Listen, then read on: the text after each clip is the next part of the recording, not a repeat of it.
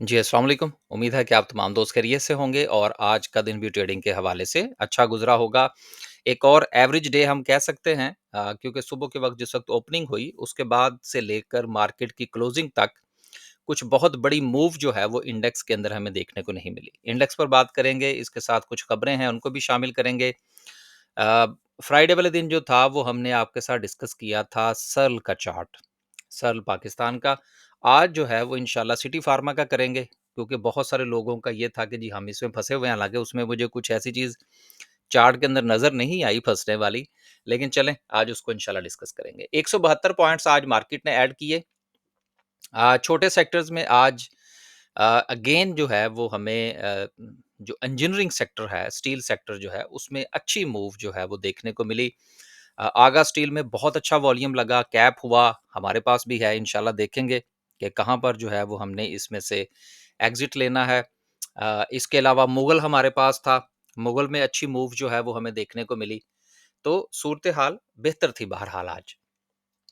172 points के इज़ाफ़े के साथ, लेकिन उससे पहले अगर मैं थोड़ा-सा ये ज़िक्र करता चलूँ कि अब ये भी हो सकता है कि बहुत सारे दोस्त अब आप ये कहें जी कि एएसएल जो है ये भी कचरा शेयर है, चूँकि छोटा शेयर है, और आगा स्टील जो है वो भी छोटा शेयर है, तो वो भी कचरा शेयर है। तो ये जो कचरे की जो इस्तिलाह है, ये इसमें से हमें निकल जाना चाहिए। ट्रेडिंग पॉइंट ऑफ व्यू से जिस वक़्त आप शेयर्स का इंतखाब करते हैं, तो फिर आपकी जो सिलेक्शन का क्राइटेरिया या आपका जो स्टाइल ऑफ ट्रेडिंग है, उसके मुताबिक आपने शेयर को देखना होता है। तो हमें तो अच्छा लगा है, अच्छी मूवमेंट देने के मूड में था, तो हमने तो इसमें भी ट्रेड किया, हमने जो है वो बड़े शेयर्स के अंदर भी ट्रेड किया। तो ट्रेडिंग पॉइंट ऑफ व्यू से हमें तो बड़ा शेयर हो, छोटा शेयर हो, हमने हमने तो ये देखना है कि वो क्या ऐसे लेवल पर मौजूद है कि जहाँ पर उस पर रिस्क लिया जा सके। बाकी जिस वक़्त आप सिलेक्शन करते हैं इन्वेस्टमेंट पॉइंट ऑफ व्यू से या स्विंग के पॉइंट ऑफ व्यू से, तो फिर यकीनन उसका क्राइटेरिया थोड़ा-सा डिफरेंट होता है। आगे चलते हैं जी। 172 पॉइंट्स के इज़ाफ़े के साथ अगर हम सर्किट ब्रेकर की बात करें, तो माशाल्लाह से 17 कंपनीज़ जो हैं वो आज आपको अपर कैप पर नज़र आ रही हैं। हमारे हाथ जो था वो आगा स्टील लगा। यकीनन अ, कल देखेंगे कि उसकी मज़ीद जो है वो रेज़िस्टेंस क्या हो सकती है, कहाँ पर इसकी मज़ीद प्रॉफ़िट टेकिंग हो सकती है। लोअर कैप की बात करें तो लोअर कैप में आज 5 कंपनीज़ हैं जिसमें सर-ए-फ़हरिस्त जो है वो हसीब वक़ास है। अब आप अगर मेरी उस वीडियो की तरफ वापस चले जाएँ, अगर आप मेरे रेगुलर व्यूअर हैं, तो आपको याद होगा कि जिस दिन हसीब वालों ने बायबैक के हवाले से अपनी जो थी वो उनकी अनाउंसमेंट आई थी, उस दिन मैंने वीडियो के अंदर एक बात गुज़ारिश की थी कि यार अब अनाउंसमेंट आ गई है, अब इसके पीछे भागने की ज़रूरत नहीं है क्योंकि ये हमारे बस का काम नहीं है। अब बहुत सारे लोग होंगे जिन्होंने इसको इस खुशी में खरीदा होगा कि अब ये ट्रिपल ये हो जाएगा दोबारा से, और चूँकि उन्होंने खरीदना है तो हम उनको महँगा बेचेंगे। वो भी देखिए ना, वो भी सियाणे हैं ना सर, वो हमसे ज़्यादा सियाणे हैं। इसलिए कोशिश ये किया करें कि जब किसी भी शेयर को खरीदें, तो जब वो शेयर प्रवास की तरफ जो है वो रवाना हो जाए और उसकी प्रवास शुरू हो जाए तो उससे बच जाएँ। क्योंकि अगर आप किसी जगह पर फँस गए तो आपका निकलना मुश्किल हो जाएगा। इसके लिए मैं एक इस्तिलाह इस्तेमाल किया करता हूँ अपनी वीडियो के अंदर, उड़ते हुए शेयर्स। तो फिर आज लग गया ना पहला लोअर लॉक। उन्होंने कहा नहीं जी हम देखेंगे कि हमने कब खरीदना है। तो अब खरीदेंगे वो ज़रूर। तो लिहाज़ा अगर तो आप फँस गए हैं, तो थोड़ा-सा सुकून करें। लेकिन अगर आप नहीं फँसे तो बेहतर ये है कि इस किस्म की खबरों की बुनियाद पर शेयर खरीदने से परहेज़ किया करें। टेक्निकली देखें, या अगर आपने टेक्निकली नहीं देखना तो चलो कम से कम फंडामेंटली देख लें यार। किसी जगह पर कोई बात समझ आ रही हो तो फिर ट्रेड लिया करें। आगे चलते हैं। ये जो हमने ग्रुप बना रखे हैं बेसिकली, जिसकी हम फीस चार्ज करते हैं, तो उसमें हम यही सर्विस दे रहे होते हैं ना, कि कोशिश ये कर रहे होते हैं कि या तो चीज़ों को फंडामेंटली देखा जाए या टेक्निकली देखा जाए या दोनों को मिला के देखा जाए और ट्रेड जो है वो एग्जीक्यूट करवाई जाए। उसका फ़ायदा ये होता है कि सक्सेस की जो रेशो है वो बेहतर हो जाती है। इतना सा काम अगर आप खुद कर लेंगे तो यकीनन आपका वक़्त भी बचेगा, पैसा भी बचेगा और प्रॉफ़िटेबिलिटी जो है वो भी इंशाल्लाह बढ़ेगी। आगे चलते हैं जी। इंडेक्स वाइज़ बात करें, तो इंडेक्स में सेक्टर वाइज़ आज सीमेंट सेक्टर की परफ़ॉर्मेंस बेहतर रही, फ़ार्मा ने कमबैक किया। फर्टिलाइज़र थोड़ा-सा हिला ज़रूर था, लेकिन उसके बाद जो है उसमें कुछ हमें मूवमेंट नज़र नहीं आई। ऑटोमोबाइल्स में साज़गार की खबर भी थी, इसके अलावा भी ऑटो सेक्टर जो है वो परफ़ॉर्म कर रहा है। अब अगर आप गुज़िश्ता 1 महीने से मेरी वीडियो सुने, तो उससे पहले मैं कह रहा था कि यार ये ऑटो के ऊपर परेशान होने की ज़रूरत नहीं है, लेकिन लोग बड़े परेशान थे। अब वही गेल, वही जीएचएनआई, अब देखें कहाँ पर चल रहे हैं, और ये वही गेल था जिसका हमने चार्ट आपके साथ भी डिस्कस भी किया था, और वही सपोर्ट थी वहाँ से जहाँ से इसने सपोर्ट ली। ख़ैर, उसके बाद ऑयल एंड गैस की थोड़ी-सी वापसी हुई, टेक्सटाइल कंपोजिट में हम हमारे पास भी एसगढ़ 9 अच्छा चला आज। इसके अलावा इंटरलूप में हमने ट्रेड किया, उसमें भी सिचुएशन ठीक रही। देन इंजीनियरिंग की जो थी वो वापसी हुई और उसके बाद फिर छोटे सेक्टर्स जो हैं वो हमें कुछ ना कुछ पॉइंट्स जो हैं वो डालते हुए नज़र आ रहे हैं। लेकिन जो कमर्शियल बैंक्स हैं उसमें आज प्रॉफिट टेकिंग का दिन था। तो इसमें परेशानी वाली कोई बात नहीं है, ज़ाहिर-सी बात है। देखें, ये वही बैंक्स हैं ना जो डबल ट्रिपल हो चुके हैं। तो अब अगर उसमें थोड़ी-सी करेक्शन आती है, थोड़ा-सा वो नीचे जाते हैं तो कोई बड़ी बात नहीं होगी। हाँ, अगर किसी ने खुशी में आकर टॉपर खरीदा है किसी चीज़ को तो यकीनन उसके हवाले से कुछ नहीं कहा जा सकता। आगे चलते हैं जी। चार्ट जो है वो इंशाल्लाह लास्ट पे डिस्कस करेंगे आपके साथ। कुछ जो है वो रिजल्ट्स हैं। पहला जो है वो प्रीमियर शुगर मिल्स का है, उसका लॉस है। उसके बाद नोन वाले हैं, उनकी ₹8.05 की ईपीएस है। पीआईए की इंशाल्लाह आगे चल के डिस्कस करते हैं। फिर चश्मा वाले हैं, दिया दिलाया कुछ नहीं है। नेक्स्ट पहली खबर जो है वो पीआईए के हवाले से है कि जिसका लॉस जो है वो 82% जो है वो नीचे आया है, कट हुआ है। अब इसमें 2-3 चीज़ें आप ऐड कर लीजिएगा। नंबर 1 कि एक तो इसकी प्राइवेटाइज़ेशन जो है, वो बड़े ज़ोरों-शोर से जो है वो करने की कोशिश की जा रही है। नंबर 2, इस नींद के जो सबसे ज़्यादा प्रॉफ़िटेबल रूट्स हैं, वो है यूके, यूरोप का।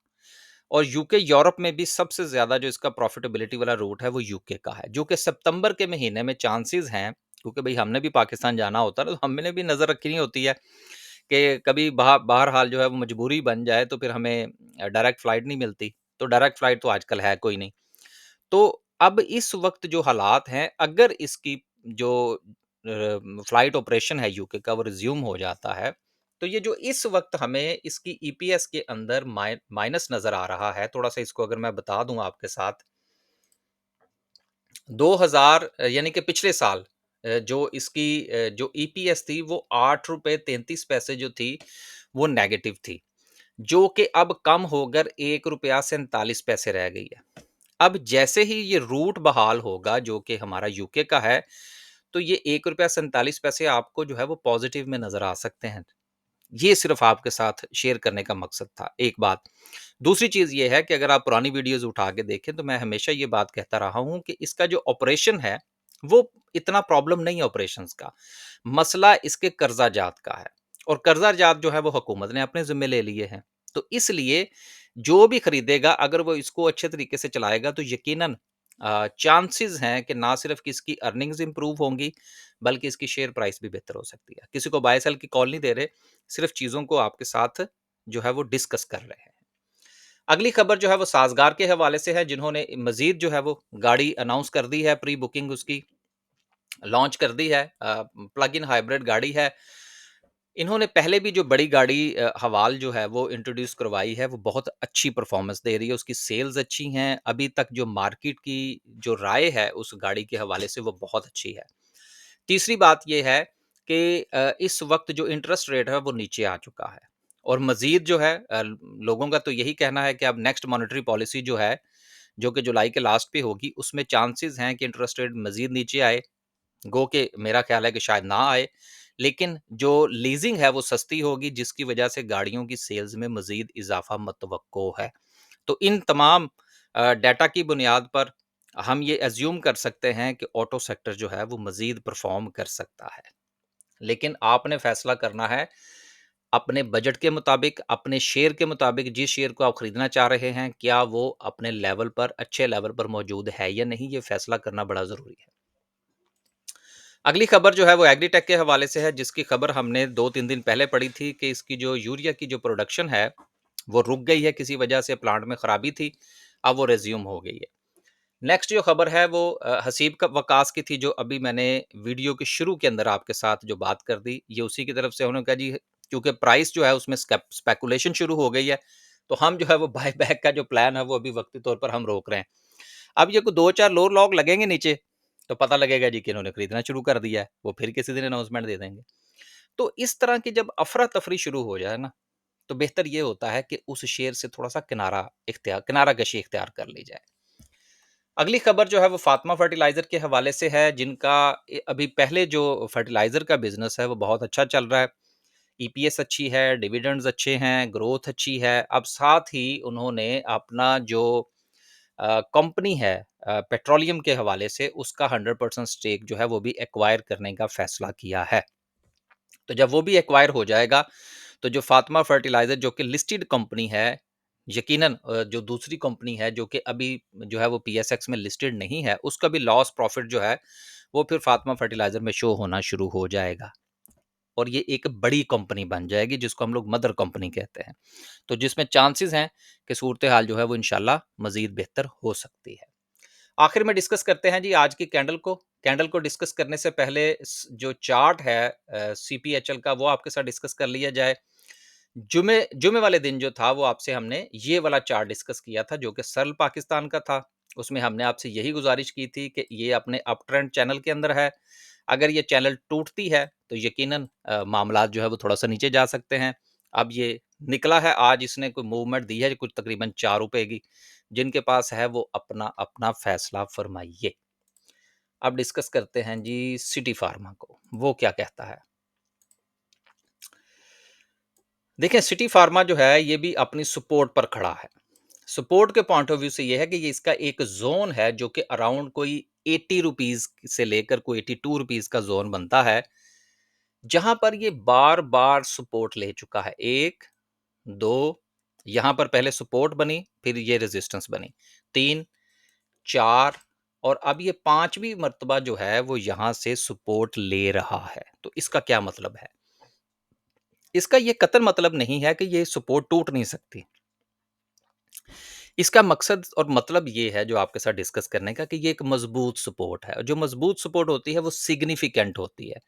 सिग्निफिकेंट का मतलब ये है कि अगर ये टूटी तो शेयर काफ़ी नीचे जा सकता है। मसलन ये आप पहले देखें, ये जब यहाँ से ये इसने ब्रेक की थी, तो देन इसने कुछ ₹60 का लो लगाया था अराउंड। तो इसका मतलब ये हुआ कि जितना कोई अपर लेवल या सपोर्ट का लेवल जो है वो मजबूत होता है, उसके ब्रेक होने पर शेयर के चांसेस जो हैं वो ऊपर या नीचे जाने के ज़्यादा तेज़ी से जो है वो सामने आते हैं। तो ये चूँकि एक बहुत मजबूत सपोर्ट है, जिस तरह से कि 5 पॉइंट्स मैंने आपके सामने जो है वो रखे हैं, एक बात।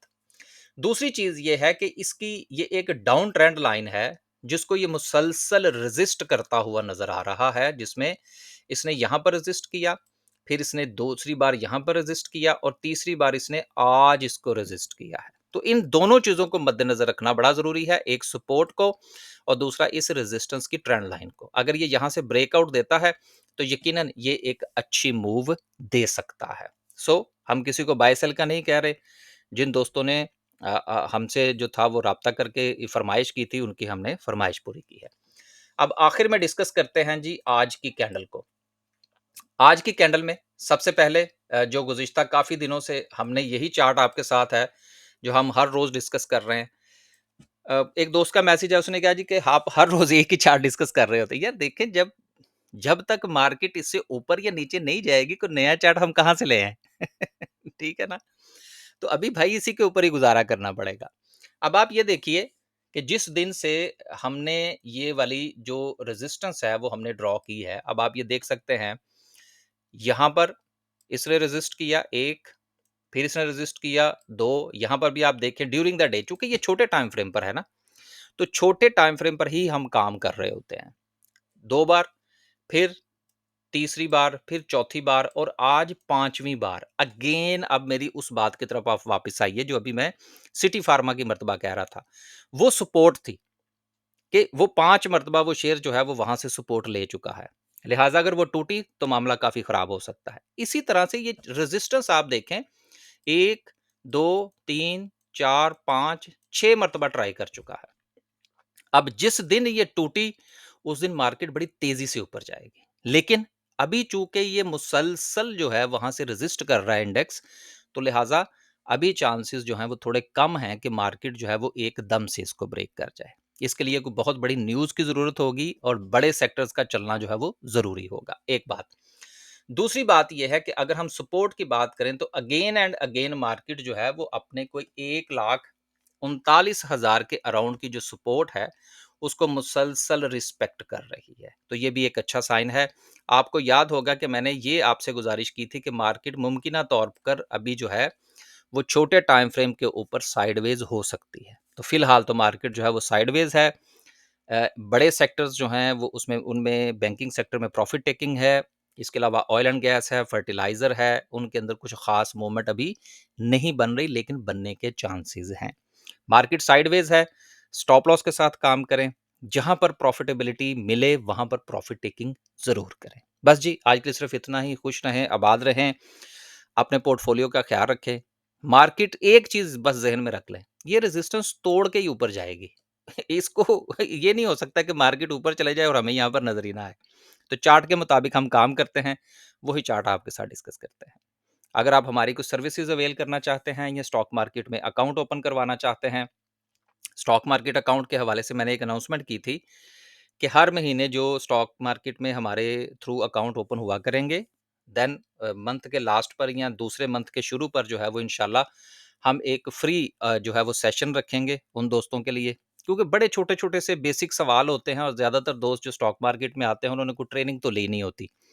तो इसलिए हमने ये आगाज़ किया है। अब जुलाई की लास्ट तक यानी कि 1st ऑफ अगस्त से पहले-पहले तक जुलाई के महीने में जो हमारे अकाउंट ओपन होंगे, उनको इंशाल्लाह जो है वो अगस्त के अंदर जो है पहले वीक के अंदर वीकेंड के ऊपर जो है वो हम फ्री सेशन रखेंगे। तो इसके अलावा अगर स्टॉक मार्केट में अकाउंट ओपन करवाना चाहें या हमारी कुछ सर्विसेज़ लेना चाहें, तो वो तमाम की तमाम तफ़सीलात जो हैं वो वीडियो की डिस्क्रिप्शन में मौजूद हैं। इजाज़त दीजिए जी। अल्लाह हाफ़िज़।